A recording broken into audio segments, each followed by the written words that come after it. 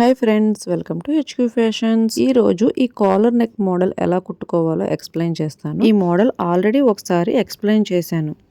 అప్పుడు ఒకరు స్లోగా చెప్పండి అని కామెంట్ చేశారు. సో అందుకని స్లోగా ఎక్స్ప్లెయిన్ చేస్తున్నాను. కాకపోతే చాలా మంది సబ్స్క్రైబ్ చేసుకోకుండా చూస్తున్నారు. సబ్స్క్రైబ్ చేసుకొని చూడండి. వీడియో నచ్చితే కనుక ఒక లైక్ చేయండి. ఈ కాలర్ నెక్ మోడల్లో ఫస్ట్ ఈ బ్యాక్ పార్ట్ కటింగ్ ఎక్స్ప్లెయిన్ చేస్తాను. ఈ బ్యాక్ పార్ట్ కాలర్ నెక్ కి ఇంత మాత్రమే కటింగ్ చేయాలి. ఆ తర్వాత 2.5 ఇంచ్ డౌన్, అలాగే 7 ఇంచెస్ డౌన్ లో 2 మార్కింగ్స్ వేసుకోవాలి. ఆ తర్వాత ఈ 2 మార్కింగ్స్ ని కలుపుతూ 2 ఇంచుల వెడల్పులో ఒక బాక్స్ అనేది డ్రా చేయాలి. అంటే ఇప్పుడు మనం పెట్టవలసిన ఈ మోడల్ ఏదైతే ఉందో ఈ బ్యాక్ హోల్ డ్రాప్ షేప్ ఈ బాక్స్ దాటి అవతలకి వెళ్ళకూడదు. సో అందుకని స్పెసిఫిక్ గా బాక్స్ అనేది డ్రా చేస్తున్నాను. నేను కటింగ్ చేసేటప్పుడు ప్రతి ఒక్కటి కూడా పర్ఫెక్ట్ గా కొలత ప్రకారంగా కటింగ్ చేస్తాను. ఎలా పడితే అలా కటింగ్ చెయ్యను కాబట్టి కొద్దిగా టైం అనేది పడుతుంది, కానీ డ్రెస్సెస్ అనేవి చాలా పర్ఫెక్ట్గా వస్తాయి. ఇప్పుడు ఈ బ్యాక్ మోడల్ ఎంత పర్ఫెక్ట్గా వచ్చిందో చూడండి. దీనికి ఇండివిజువల్ పైపింగ్ అనేది వేస్తాను. సో అది తర్వాత అయితే ఎక్స్ప్లెయిన్ చేస్తాను. ఇప్పుడు ఫ్రంట్ పార్ట్ కటింగ్ ఎక్స్ప్లెయిన్ చేస్తాను. అండ్ ఈ కాలర్ నెక్ మోడల్లో ఇది చాలా చాలా ఇంపార్టెంట్ కటింగ్.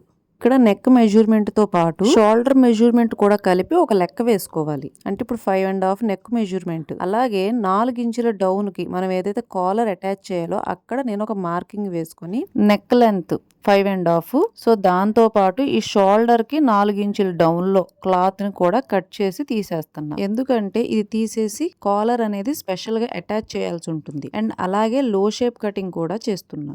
సో కటింగ్లో చేసుకోవాల్సిన మార్పులు చూసారు కదా. సో ఇప్పుడు మనం ఈ ఎక్స్ట్రాగా కటింగ్ చేసాం కదా ఈ షోల్డర్ పార్ట్, ఈ షోల్డర్ పార్ట్ కి నెక్ షేప్ అంటే 2.5 ఇంచ్ గ్యాప్ లో నెక్ అనేది కటింగ్ చేస్తాం కదా, ఆ నెక్ ను కూడా కటింగ్ చేసి పక్కకి తీసేసి అండ్ ఇప్పుడు ఈ షోల్డర్ పార్ట్ ని యూస్ చేసి మనం ఇంకొక షోల్డర్ పార్ట్ ని మోడల్ గా డిజైన్ చేయాల్సి ఉంటుంది. సో అందుకోసం ఈ లైనింగ్ వేస్ట్ ని ఇలా నిలువుగా నేను ఏదైతే ప్యాటర్న్ లో చూపించానో అలాగ చూసుకొని ఒక స్కేల్ యూస్ చేసి కాలర్కి 3.5 ఇంచ్ క్లాత్ అనేది కిందకు వదిలేసి ఇగోండి ఎక్స్ట్రాగా ఇలా వదిలేసేయాలి స్కేల్ని యూస్ చేసి.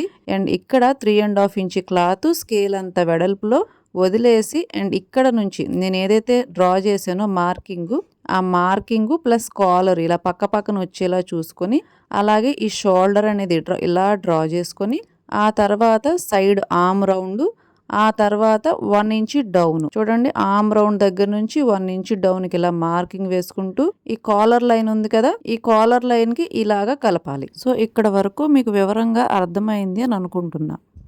మరి అర్థమైతే ఏం చేయాలో తెలుసు కదా, ఒక లైక్ చేసేయండి. ఆ తర్వాత మీరు ఒక రౌండ్ షేప్ అనేది తీసుకొని కట్ వర్క్ డిజైన్ అనేది మార్కింగ్స్ వేసుకోండి. మీకు ఎన్ని వస్తే అన్ని, 4 వస్తే 4, 3 వస్తే 3. ఈ కట్ వర్క్ డిజైన్ ని మనం డ్రా చేసుకున్న ఈ కాలర్లోకి ఒక రౌండ్ షేప్ ఇస్తూ కలిపేసేయండి. So collar neck shoulder ready అయిందా. సో ఈ మోడల్కి మీరు ఏమైనా పేరు పెడతారు? ఈ మోడల్ పేరు ఏంటో ఎవరికైనా తెలిస్తే కనుక కామెంట్ చేయండి. మరి నీకెలా తెలుసు, ఎలా కుడుతున్నావు అంటారా? నేను వర్క్ చేసేటప్పుడు ఒక టైలర్ దగ్గర జస్ట్ కుట్టానంతే ఈ మోడల్, అది కూడా ఒకసారే. ఆ తర్వాత ఇంటికి వచ్చి బాగా ప్రాక్టీస్ చేశా. అంటే ఎలా కటింగ్ చేయాలి, ఎలా కలపాలి అనేది బాగా ప్రాక్టీస్ చేశాను. సో అప్పుడు ఈ మోడల్ అనేది బాగా అర్థమైంది. అండ్ ఇప్పుడు ఈ షోల్డర్ ని దీన్ని కలుపుతూ ఒక మార్కింగ్ అనేది వేసుకోవాలి. ఈ మార్కింగ్ ప్రకారంగానే తర్వాత జాయింట్ చేసుకోవాల్సి ఉంటుంది. ఇది మెజర్మెంట్ మార్కింగ్ అనుకోండి. ఇప్పుడు ఈ ఫ్రంట్ పార్ట్ ని పక్కకు పెట్టి మనం రెడీ చేసుకున్న ఈ మోడల్ పార్ట్, ఈ కాలర్ ఉంది కదా, ఈ కాలర్ ని 2.5 ఇంచ్ మాత్రమే ఉంచి ఈ రిమైనింగ్ ఈ క్లాత్ ని స్టిచ్చింగ్ వేసుకోవాలి. సో ఇలా స్టిచ్చింగ్ వేసేస్తే అప్పుడు ఇది కాలర్ షేప్ లాగా ఇలా టర్న్ అవుతుంది. మోడల్ చూసారు కదా, ఈ టైప్ ఆఫ్ ఈ షోల్డర్ కాలర్ కి ఈ స్టిచ్చింగ్ కంపల్సరీ పడుతుంది. సో ఇప్పుడు ఈ స్టిచ్చింగ్ అయిన తర్వాత పేపర్ క్యాన్వాస్ యూస్ చేసి ఈ కట్ వర్క్ అవుట్ లైన్ మొత్తం కూడా ఫిట్ గా వచ్చేలాగా ఐరన్ చేసేసేయాలి. అంటే నాకు హడావిడిలో క్యాన్వాస్ అనేది కరెక్ట్ గా దొరకలా. సో ఈ రిమైనింగ్ ఈ వేస్ట్ క్యాన్వాస్ దొరికింది. సో దాన్ని ముక్కలుగా కట్ చేసేసి నేను యూజ్ చేసేస్తాను. ఒక్కోసారి హడావిడిలో మన పక్కనే ఉన్నా సరే మీరు కూడా కుట్టేటప్పుడు ఇంతే కదా, అన్ని ఒక్కోసారి పక్కనే ఉన్నా సరే బీసు ముక్కలు, కట్టర్స్ ఇవన్నీ కూడా అప్పుడప్పుడు నెతుక్కుంటూ ఉంటాం, టేపులు. సో ఇక్కడ ఈ క్యాన్వాస్ ని ఇలా అవుట్లైన్ లాగా పెట్టుకొని పైనుంచి కింద నుంచి మొత్తం అంతా కూడా ఈ గమ్ము మొత్తం స్టిక్ అయ్యేలాగా ఐరన్ చేసేసా. కొద్దిగా హీట్ కరెక్ట్గా ఉండాలి. ఆ తర్వాత ఈ ఎక్స్ట్రా ఉన్న ఈ క్యాన్వాస్ అంతా కూడా కటింగ్ చేసేసా.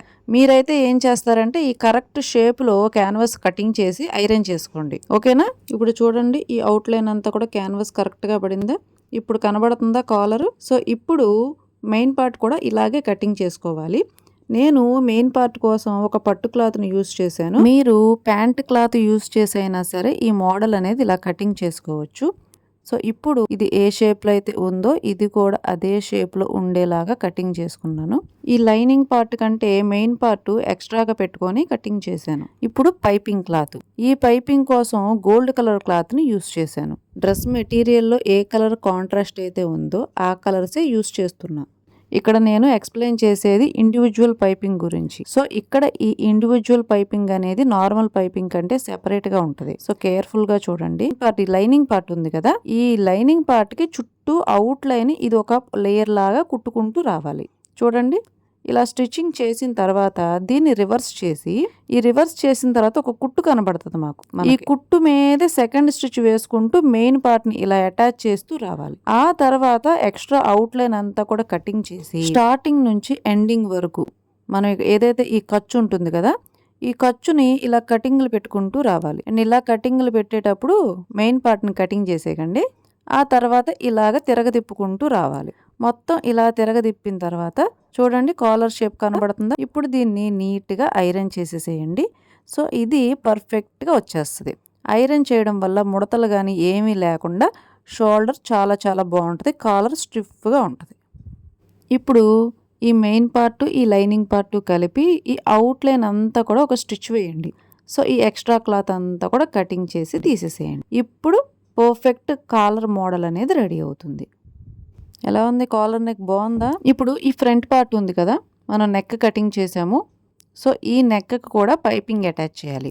That to individual piping. So లోపల వైపు అటాచ్ చేసి దాన్ని ఇదిగోండి ఇలా సెంటర్ చూసి పిన్స్ పెట్టుకోవాలి. ఆ తర్వాత అవుట్ లైన్ మెయిన్ పార్ట్ కూడా సేమ్ కాలర్ ఎలాగ అతికాము అదే విధంగా పైపింగ్ వేసిన తర్వాత ఇలాగ స్టిచ్ వేయాలి. ఈ స్టిచ్చింగ్ కంప్లీట్ అయిన తర్వాత చూడండి ఇలాగ ఉల్టా చేసుకోవాలి. ఇలా ఉల్టా చేసిన తర్వాత రివర్స్ లో తిప్పిన తర్వాత చూడండి పైపింగ్ ఎంత నీట్ గా వచ్చింది.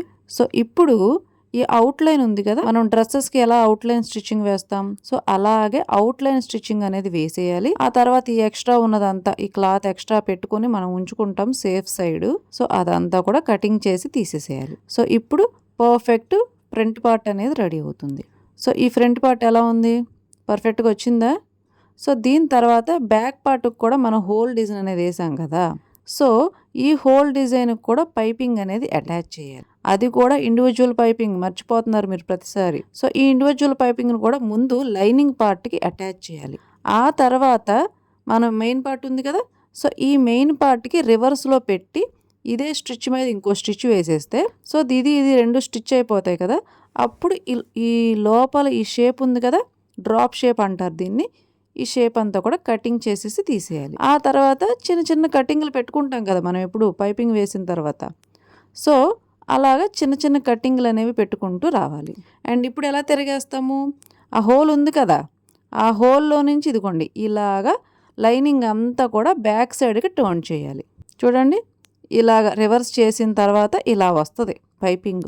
ఆ తర్వాత ఈ పైపింగ్ పక్కనే ఒక స్టిచ్ వేసి అవుట్లైన్ అంతా కూడా స్టిచ్చింగ్ వేసేసి కట్ చేసేయండి. చూడండి అలాగే ఈ మార్కింగ్ డాట్స్ ఉంటాయి కదా, సో ఈ మార్కింగ్ డాట్స్ ఈ సెంటర్ డాట్స్ అన్నీ కూడా ఇలా కటింగ్ చేసిన తర్వాత ఒకసారి మళ్ళీ డాట్స్ కటింగ్ కూడా చేసుకోండి. ఇప్పుడు బ్యాక్ పార్ట్ అనేది రెడీ, ఫ్రంట్ పార్ట్ కూడా రెడీ, అలాగే ఈ కాలర్ కూడా రెడీ. సో ఇప్పుడు 3 అటాచ్ చేసే ముందు ఒక చిన్నగా కొలుచుకోవాలి.